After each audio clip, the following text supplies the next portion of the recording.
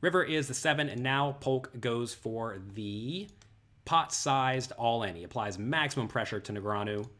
Solver recommends, in this scenario, checking almost always. Hello everyone, I am Jonathan Little for PokerCoaching.com, and if you have not already heard, I'm giving away $1,000 in cash in a random giveaway. All you have to do to enter is go to PokerCoaching.com/Black Friday giveaway, and I'm also having a huge sale on Poker Coaching and Poker Coaching Premium. Check that out at PokerCoaching.com/Black Friday. We're literally giving away the money. You might as well take advantage of it. All right. In this hand, we are playing 200-400 no limit hold'em. Doug Polk versus Daniel Negreanu. Negreanu is holding his own, which is shocking to many people, but we'll see if he can keep it up. In this hand, he raises it up with the King 10 offsuit, which is perfectly fine and standard. Doug Polk 3-bets the Ace Jack offsuit, and Negreanu calls the King 10 offsuit. Some people may think, oh, King 10 offsuit, that's not a very good hand, but you got to defend it. You're in position, getting pot odds. You cannot fold too often. An easy way to get crushed in heads up no limit hold'em is to fold too often. If you are unfamiliar with the pre-flop strategies necessary to win at heads up, I have completely free charts for you. Check out those game theory optimal charts. There will be a link below this video for you to download those completely for free. We're giving it all away today. Why not, right? All right, we see the flop. Flop comes King 8 5. And Doug Polk elects to go for a small continuation bet.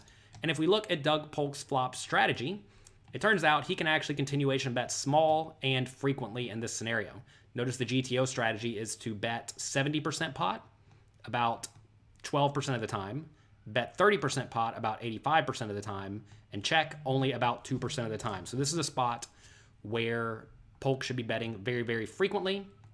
And then back to Negreanu with his King 10 offsuit, looks like a very, very easy call, right?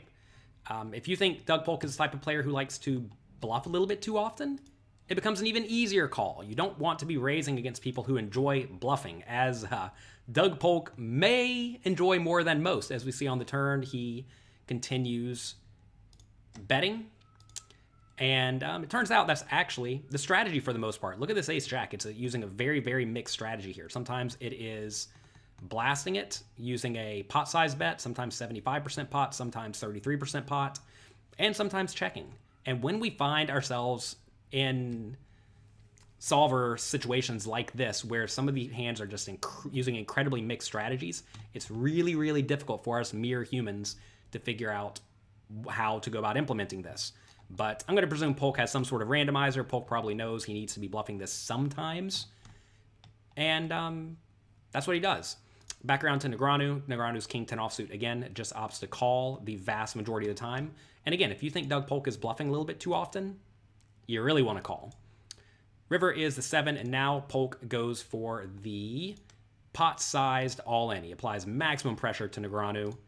Solver recommends, in this scenario, checking almost always. This is a scenario where if the solver does have a hand like the Ace of Hearts, I believe it checks the majority of the time. And without the Ace of Hearts, it bets about a third of the time when it has those combinations.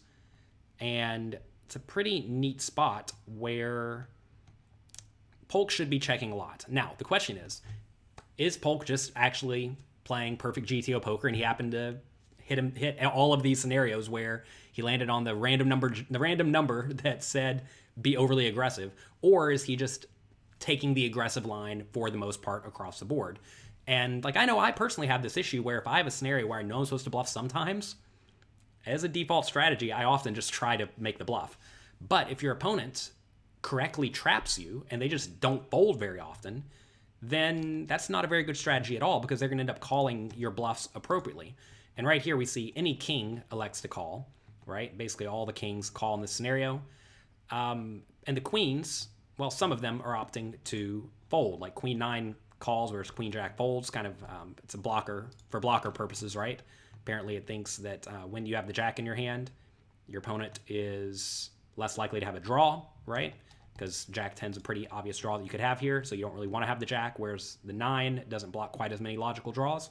So turns out Solver does a little bit of neat mixing where it calls some of the weaker queens but folds the better queens.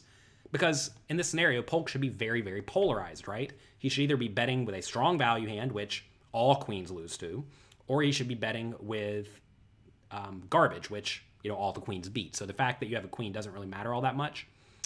But a neat spot where Negreanu just has a trivially easy call. Now, I was watching this hand live, and Negreanu actually tanked for a while before making the call.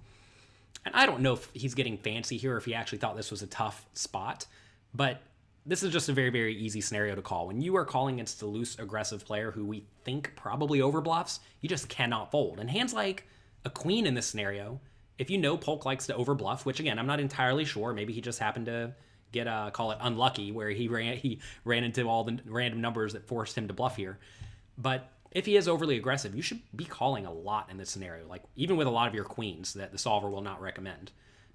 So this king 10 in my mind is just a snap, obvious call, but Negreanu took his time. I wonder if he's taking his time to try to make Polk think that he was actually considering a fold here. Or did he actually think this was a close spot? I don't know, we'll have to ask him. But this is a neat scenario where if you can do things to induce your opponents to overbluff, and you in turn are going to just call down a lot, that can result in your overly aggressive opponents who think that you are going to fold too often. That can induce them to run even more bluffs, which is clearly great for you if you know that your strategy is going to involve a whole lot of trapping. So cool hand where Negreanu scooped up a pretty nice pot where Polk maybe he was bluffing a little bit too much, maybe not. It's tough to know. That's going to be it for this hand. Again, if you want to get entered into that giveaway where I'm giving away $1,000 cash in 6 months to my training site, Poker Coaching Premium, check out pokercoaching.com/Black Friday giveaway. If you like this video, well, click the like button, click subscribe. There's also a notification button. I post a decent amount of videos here on YouTube, and if you want to be notified whenever they go up, click the notification button as well, and you'll be notified. Good luck in your games. Have a great day, and I'll talk to you next time.